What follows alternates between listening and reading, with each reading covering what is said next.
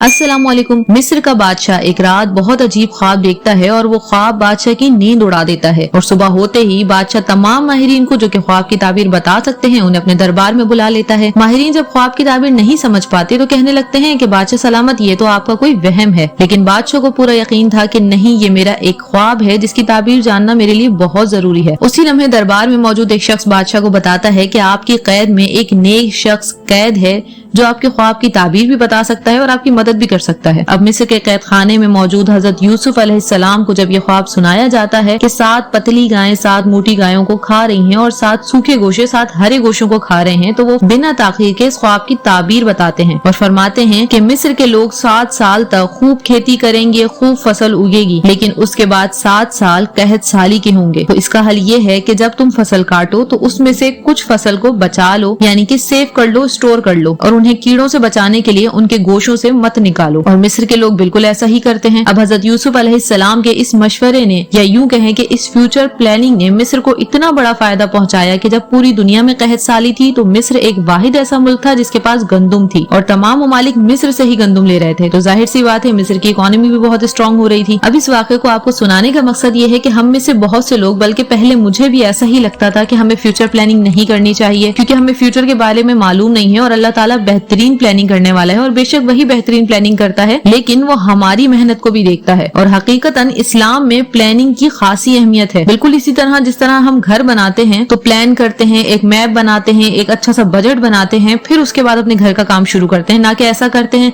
कि जहाँ दिल किया वहाँ ईंट रखी और कमरा बना दिया, जहाँ दिल किया वहाँ ईंट रखी और किचन बना दिया। जब हम अपने घर के लिए इतनी मेहनत करते हैं तो हम अपनी जिंदगी के लिए, हमारे इतने कीमती वक्त के लिए प्लानिंग क्यों नहीं करते। अब बहुत से लोगों के दिमाग में ये बात भी होती है कि प्लानिंग तो बड़े लोग करते हैं, अमीर लोग करते हैं, बिजनेसमैन करते हैं जिनके पास बहुत पैसा होता है। हम तो गरीब हैं, मिडिल क्लास हैं, हमारा प्लानिंग से क्या काम। तो उनके लिए ये समझना बहुत जरूरी है कि अमीर लोग प्लानिंग नहीं करते, बल्कि लोग प्लानिंग करके अमीर बन जाते हैं। वो अपने एक एक दिन को प्लान करते हैं, अपने एक एक पैसे का हिसाब रखते हैं। यूं कहें कि अपनी जिंदगी के हर पहलू पर सीसीटीवी कैमरा लगाकर बैठे होते हैं ताकि वो अपने आप को कंट्रोल कर सकें, जिसके बाद वो इस काबिल बन जाते हैं कि वो अरबों खरबों की प्लानिंग करें। आज हमारी मुल्क की मईशत का जो हाल है, जो हमारे नौजवानों का हाल है, मुझे ऐसा लगता है हम सबको इस एजुकेशन के बारे में पढ़ना बहुत जरूरी है कि हमें किस तरह से अपनी लाइफ को कंट्रोल करना है, किस तरह से अपनी लाइफ को चलाना है। ना हमारी हुकूमत इस पे कोई काम करेगी और ना ही हमारा एजुकेशन सिस्टम इस पे कोई काम करेगा। इस पे हमें खुद ही काम करना है क्योंकि इससे सबसे ज्यादा मुतासिर हम खुद हो रहे हैं। अगर आप अपने अंदर झांक के देखें तो आपके अंदर भी कोई ना कोई टैलेंट तो मौजूद है या कोई ना कोई ख्वाहिश तो है जो आप करना चाहते हैं या आप बनना चाहते हैं, लेकिन आपने कभी बैठ के सोचा कि हम ऐसा कर क्यों नहीं पाते?